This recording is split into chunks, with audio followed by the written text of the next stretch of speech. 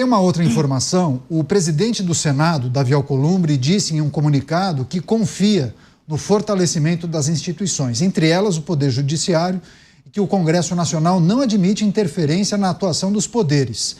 O senador não citou Moraes nominalmente, mas afirma que acompanha de perto o desdobramento das sanções em conjunto com o Executivo e o Judiciário, para assegurar a proteção da economia e a defesa intransigente das instituições democráticas. Nesse texto, Alcolumbre também falou da comitiva de senadores que foi para os Estados Unidos em busca de diálogo com o tarifaço. Você, Dávila, muitas manifestações das autoridades, né? Ontem nós trouxemos aqui o tweet feito pelo presidente da Câmara, Hugo Motta, agora também essa manifestação de Davi Alcolumbre, dizendo que o Congresso não vai admitir nenhum tipo de interferência. Enfim, são aqueles posicionamentos protocolares que representantes das instituições costumam fazer. Mas de prático, a gente tem que interpretar isso de alguma maneira. Há um alinhamento entre essas instituições. Antes da divulgação dessas sanções, muitos falavam que o Senado deveria ter algum tipo de atuação para brecar algum tipo de abuso da Suprema Corte. Você acha que isso é página virada, né? Entramos em um outro momento. Aliás, uma das funções do Senado Federal era justamente, se quisesse trabalhar para fortalecer as instituições no país, deveria estar trabalhando para transformar o Supremo novamente numa Corte Constitucional. É isso que nós esperamos do Senado. É preciso fazer o contrapeso, o jogo de reequilíbrio dos poderes para reduzir esse ativismo judicial que adentra em assuntos exclusivos do poder legislativo e que não vem se comportando como uma corte constitucional, e é isso sim, como está lá na nossa Constituição. Então, se o presidente do Senado estivesse interessado em realmente fortalecer as instituições, estaria discutindo duas coisas: o que o Senado poderia fazer para restabelecer o papel de Corte Constitucional, o que o Senado poderia fazer para criar esse contrapeso, para reduzir o ativismo do Judiciário, e o que ele poderia fazer para selecionar de maneira mais criteriosa as pessoas que ocupam a Suprema Corte. Esse é um exercício que a gente deve fazer, porque há análises que vão no sentido, Beraldo, de que nós estamos vivendo este cenário, inclusive observando as sanções impostas pelos Estados Unidos ao país e a essa figura em especial, que isso é uma consequência de uma certa inércia ou ineficiência do Senado Federal. A gente consegue fazer uma relação entre as coisas? Pois claramente nós estamos vivendo esse momento tão crítico do Brasil em razão desse silêncio, dessa falta de iniciativa, dessa falta de consciência do Senado Federal em relação às suas responsabilidades. Todos os que estão ali na Suprema Corte hoje foram aprovados pelo Supremo Tribunal Federal, mas nem todos cumprem as exigências constitucionais para terem o nome aprovado para o Supremo Tribunal Federal. Reputação ilibada e notável saber jurídico são conceitos que precisam ser explorados a fundo pelo Supremo Tribunal Federal, mas isso não acontece. Os senadores, que têm também o papel de fiscalizar a atuação do Supremo Tribunal Federal, se omitem, se acovardam. E não estou falando apenas dos senadores da situação, daqueles que apoiam o governo federal. Estou falando, sobretudo, daqueles senadores que só estão tendo o privilégio de servir ao Brasil no Senado Federal graças ao apoio que receberam nas eleições de Jair Bolsonaro. Chegaram ao Senado, estão lá quietinhos, torcendo para serem esquecidos, porque não querem se indispor com ninguém. Então temos os preguiçosos, temos aqueles que devem à justiça e se omitem por conveniência, temos aqueles que se entregam à dinâmica da política brasileira controlada pelo Centrão, que olha só benefícios e não quer brigar com ninguém. E com isso, com este cenário, nós não vemos nada ser feito pelo Senado Federal. Aí temos essa disputa com os Estados Unidos. O governo, o poder executivo, o presidente, se omite, age da pior forma possível, continua proferindo ataques, a gente vê uma dificuldade enorme para se iniciar uma negociação, o Brasil não sendo levado a sério.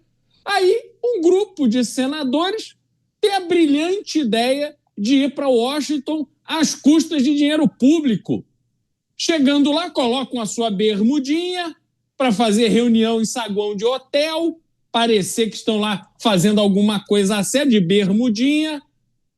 E temos uma declaração maravilhosa que eles estiveram lá reunidos com um senador democrata. O governo Trump é republicano. O que você está perdendo seu tempo com o senador democrata? Faça um Zoom, faça uma ligação de vídeo, vai para Washington, às nossas custas, dizer que conversei com um senador da oposição. Pô, não é o senador da oposição e ninguém do Partido Democrata que vai mudar absolutamente nada sobre tarifa. Então, Caniato, foi lá uma comitiva de monoglotas inúteis fazer o absoluto nada em Washington com dinheiro público. O que é que o Senado Federal está entregando para o Brasil? Vergonha, vergonha. Mais um grupo que foi lá a Washington para ser observado por profissionais, verdadeiros profissionais da política mundial, e constatar que o Brasil não está à altura desse jogo que está acontecendo. Você, Koba, queria também escutar a sua reflexão a partir dessa notícia que nós trouxemos. Se não estamos vivendo uma crise institucional, dá para falar em instabilidade institucional. Tem dedo do Congresso Nacional? Houve apatia, inércia, falta de proatividade de congressistas, especialmente do Senado Federal, que é uma casa que tem poderes que a Câmara não tem? Sim, Caniato, e é muito interessante a gente ver o presidente do Senado e do Congresso, portanto o presidente, o líder máximo do poder legislativo, de um dos três poderes da República, dizendo neste tom de que não admite interferência. Isso tudo só acontece porque, ao longo dos últimos anos, o Congresso permitiu interferência. Eu não estou falando de autoridades de fora, não. Estou falando de autoridades do outro poder. Estou falando de autoridades do poder judiciário.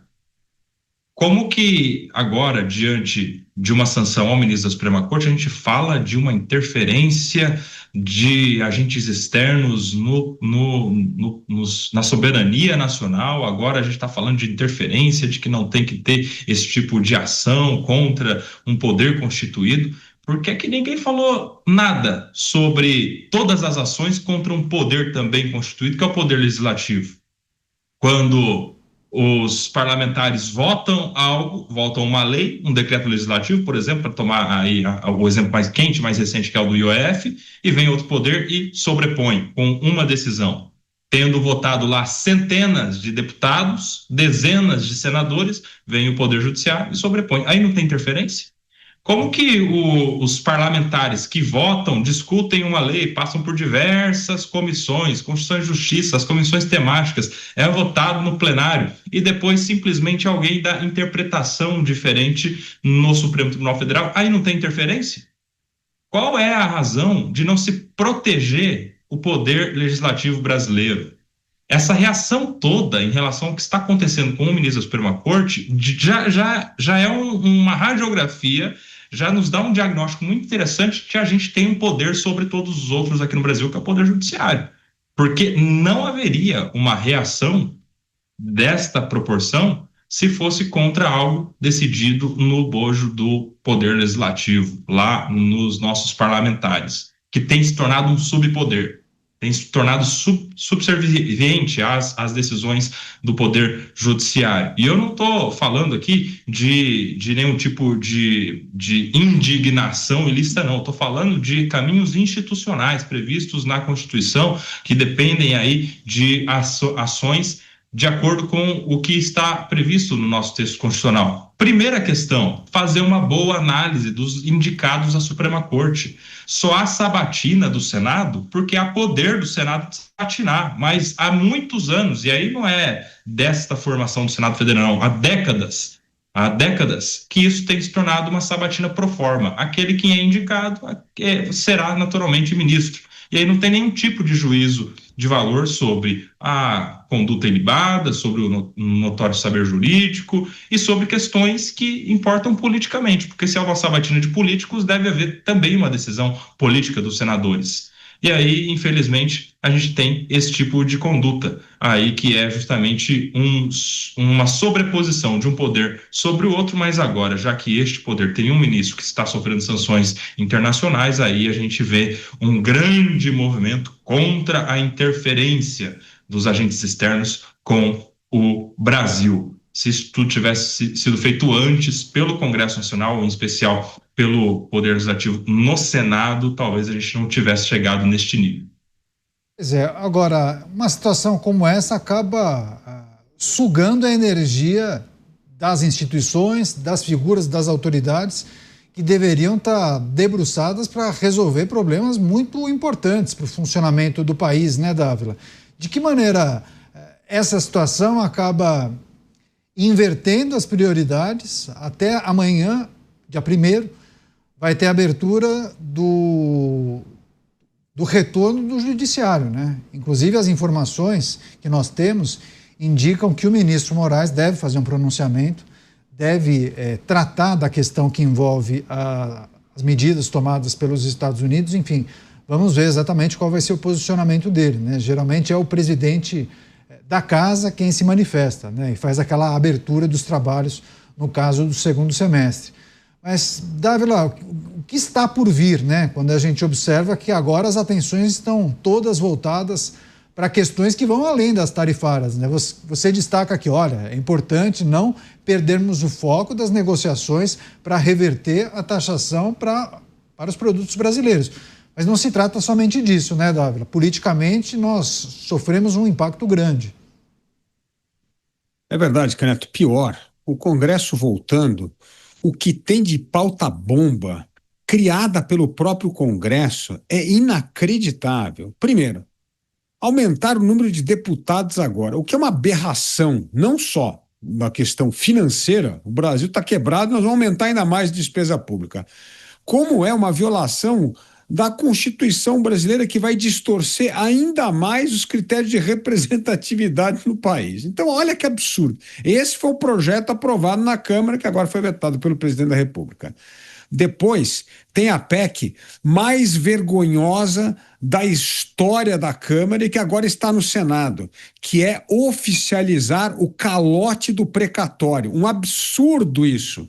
Isso já tinha sido um absurdo lá no governo Bolsonaro, quando deram aquele calote por um tempo. Agora não, querem aprovar uma PEC, dizendo que, olha, reconhecemos que devemos e não paga. O precatório em si é já uma excrescência que só existe no Brasil. Imagina você, Caneto, você entra com uma ação contra o Estado brasileiro, ganha a ação do Estado brasileiro, em vez de receber a indenização do Estado brasileiro, não, te dá um precatório. E um precatório que vai ser pago daqui a 10, 20 anos. E agora o que eles estão dizendo é que sei lá quando vai ser pago esse negócio, oficializando o calote. É uma ação transitada e julgada, não tem mais questionamento o precatório, você tem que pagar isso. 50% das ações movidas hoje é o Estado que move. Então o Estado, olha que loucura, você briga com o Estado, você ganha do Estado e não vai receber. E eles querem aprovar uma PEC do calote, do precatório. É uma vergonha. Então, aí tem lá, aprovação de penduricalho.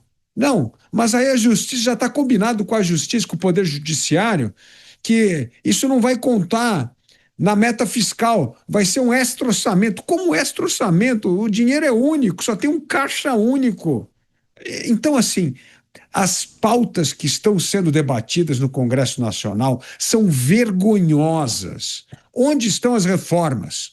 Onde é que está? Cortar a despesa do Estado, reforma administrativa, reforma política, como bem lembrou o Kobayashi aqui, cadê o voto distrital? Onde é que estão as matérias importantes para o país? Onde é que está?